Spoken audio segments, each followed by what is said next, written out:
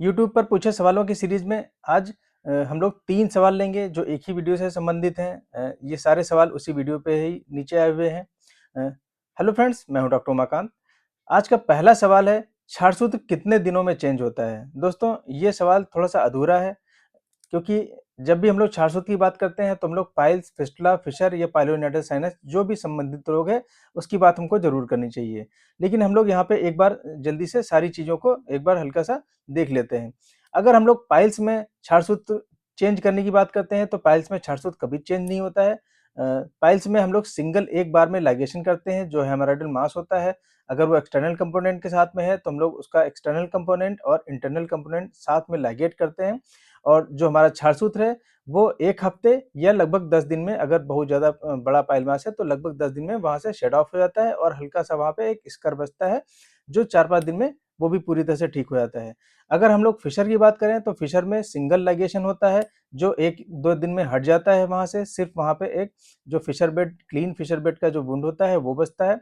और अगर हम लोग फिस्टुला की बात करें तो फिस्टुला में जो हम लोग क्षारसूत्र चेंज करते हैं लगभग वीकली चेंज करते हैं। अगर स्ट्रॉन्ग क्षारसूत्र होगा तो हम लोग वीकली चेंज करते हैं। अगर हम लोग थोड़ा-सा कम पोटेंसी का क्षारसूत्र यूज़ करते हैं, कम कोटिंग का क्षारसूत्र यूज़ करते हैं, क्योंकि कई बार जो ज़्यादा कोटिंग के क्षारसूत्र होते हैं उससे थोड़ा-सा जलन या दर्द का एहसास हमको होता है। तो अगर ऐसे हम किसी भी को भी जो क्षारसूत्र उतना टॉलरेट नहीं कर पा रहे हैं, उनको अगर हमें क्षारसूत्र लाइगेट करना होता है तो हम लोग थोड़ा-सा हल्का क्षारसूत्र लाइगेट करते हैं, जिसको हम लोग लगभग 5 दिन में भी बदल सकते हैं। अगर हम लोग पाइलोनेटल साइनस की बात करें तो पाइलोनेटल साइनस और फिस्टुला में हम लोग सेम फॉलो पैटर्न को फॉलो करते हैं। दोनों में ही लगभग वीकली क्षारसूत्र हम लोग बदलते हैं। अब हम लोग अगले सवाल पे आते हैं। अगला सवाल है कि किसी ने पूछा था कि क्षारसूत्र निकलने के बाद जो घाव बचा होता है, क्या उससे पस आ सकता है? क्या इसको हम लोग दवाई से, ऑयलिंग से या कुछ सेल्फ एफर्ट करके खुद ठीक कर सकते हैं? दोस्तों, अगर हम लोग किसी डॉक्टर से ट्रीटमेंट ले रहे हैं क्षारसूत्र, तो जब तक हमारा घाव पूरी तरह से ठीक नहीं हो जाता है, तब तक हमें पूरी तरह से उनके संपर्क में रहना चाहिए। हमें पाइल्स हो, फिस्टुला हो, फिशर हो या पाइलोनेटल साइनस हो, जब तक हमारा घाव पूरी तरह से भर नहीं जाता है, वहाँ पे स्किन नहीं आ जाती है और जब तक हमारे ट्रीटिंग डॉक्टर हमसे कह नहीं देते हैं कि अब आप बिल्कुल पूरी तरह से स्वस्थ हैं, अब आपको आने की कोई आवश्यकता नहीं है, तब तक हम लोग को अपने डॉक्टर को फॉलो करना चाहिए।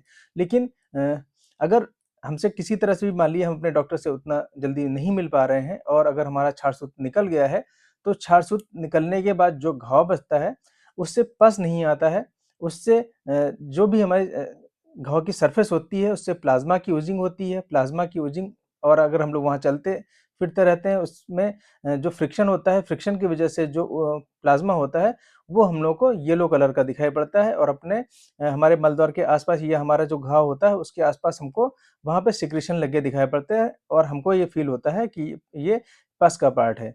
दोस्तों, अगर पस होगा तो हमें काफ़ी पेनफुल हो कंडीशन होगी वहाँ पे, हमें टपकन जैसा दर्द होगा और जो पस होगा वो थोड़ा-सा वाटरी डिस्चार्ज के साथ में आता है। वो इतना थिक नहीं होता है कि वो कहीं पे भी लग के चिपका रहे। तो इस चीज़ को हमको समझना चाहिए, जो भी घाव होता है उससे प्लाज़्मा की ओजिंग होती है और वो प्लाज़्मा की जो ओजिंग होती है वो लगभग हमको पस जैसा ही फ़ील होता है। लेकिन जो हेल्दी वुंड होते हैं उससे इस तरह के सिक्रीशन तब तक आ सकते हैं, जब तक वहाँ पे हमारी स्किन पूरी तरह से उस घाव को कवर नहीं कर लेती है। अगर हम लोग दवाई की या डाइट की या ऑयलिंग की बात करें तो अपने घाव को, अगर हमारा छोटा-सा भी बचा घाव है, तो उसको सिर्फ़ हम लोग को साफ-सुथरा रखना होता है, वहाँ पे मल के पार्टिकल ना चिपके रहें, वहाँ पे बहुत ज़्यादा नमी और गंदगी न रहे, हमें बिल्कुल क्लीनिंग और हाइजीन अच्छे से मेंटेन करके रखनी होती है। और अगर हम लोग सिर्फ़ जाते-दी तेल का ही प्रयोग करते रहेंगे कि उस घाव पे, तब भी हमारा घाव पूरी तरह ठीक हो जाता है। और खाने में हमें बहुत तीखा, चटपटा और बहुत खट्टा खाना नहीं खाना होता है, क्योंकि ये इसमें जो चीज़ें होती हैं वो बहुत इरिटेंट का काम करती हैं और हमारे घाव को भरने नहीं देती हैं और हमारा घाव काफ़ी उससे इस इरिटेंट से खराब हो जाता है और उसको ठीक होने में काफ़ी लंबा समय लग जाता है। तो हम लोग डाइट से और ऑयलिंग से और क्लीनिंग से ही अपने घाव को सही कर सकते हैं और अगर हमारा घाव छोटा है तो हमें दवाओं की आवश्यकता नहीं होती है। अगर इन्फ्लेमेशन हमारे घाव में नहीं है, इन्फेक्शन नहीं है, तो हमको दवाओं की आवश्यकता नहीं होती है, सिर्फ़ क्लीनिंग और हाइजीन मेंटेन करके ही अपना पूरा घाव सही कर सकते हैं। अब हम लोग तीसरा सवाल लेते हैं कि क्षारसूत्र से इलाज के बाद अगर इनका जो सवाल है कि छाछ-सूत से इन्होंने इलाज कराया, उसके 5 महीने बाद इनको फिर से वहाँ पे पस का डिस्चार्ज होने लगा और इन्होंने सवाल जो पूछा है उसमें इन्होंने पूछा है क्या अब हमें फिर से इलाज कराना पड़ेगा? दोस्तों, हम जिस डॉक्टर से भी इलाज करा रहे होते हैं, वो एक ज़िम्मेदारी के साथ अपने ट्रीटमेंट को परफ़ॉर्म करते हैं। अगर आपने 5 महीने ट्रीटमेंट लिया है, उसके बाद फिर आपको कुछ भी रिकरेंस लगता है या कुछ भी हम लोगों को वहाँ पे फीलिंग लगती है, कुछ भी हम लोगों को एक्स्ट्रा वहाँ पे सिम्पटम आते हैं, तो हमें सीधे अपने डॉक्टर के पास जाना चाहिए। हमें इधर-उधर ऐसे कोई भी क्वेरी करके किसी से भी कोई नया आइडिया नहीं लेना चाहिए।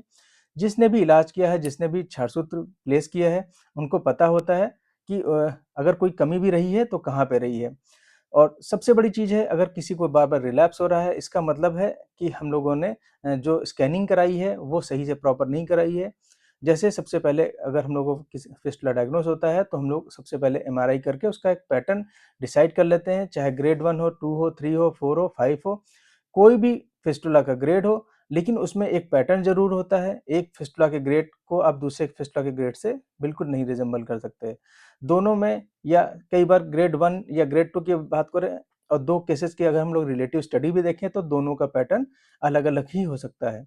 तो जो भी उस एमआरआई को में पैटर्न मिलता है उसके हिसाब से हम लोग को जो इंटरनल ओपनिंग उसमें बताई गई होती है, अगर इंटरनल ओपनिंग अगर हमको सही मिल जाए और सही इंटरनल ओपनिंग में हम लोग छारसूत को प्लेस कर दें, तो कभी भी हम लोग को जो रिलैप्स होता है या रिकरेंस होता है, कभी भी नहीं होता है। छारसूत में रिकरेंस या रिलैप्स के चांसेस तभी रहते हैं, जब हम लोग प्रॉपर इंटरनल ओपनिंग को सही से फाइंड आउट नहीं कर पाते हैं और सही जो इंटरनल ओपनिंग होती है, उसमें हम लोग छारसूत प्लेस नहीं कर पाते हैं। अगर हमने अपना छारसूत्र सही इंटरनल ओपनिंग में प्लेस किया है, तो हमें रिकरेंस या रिलैप्स के चांसेस बिल्कुल लगभग ना के बराबर होंगे। तो अगर आपको दोबारा फिर से हो रहा है, तो आप जिन डॉक्टर से भी आपने इलाज कराया है, प्लीज़ आप उनसे कंसर्न ज़रूर करें। वो आपकी चीज़ों को काफ़ी कंसर्न से लेंगे और आपको पूरी तरह से फिट करेंगे।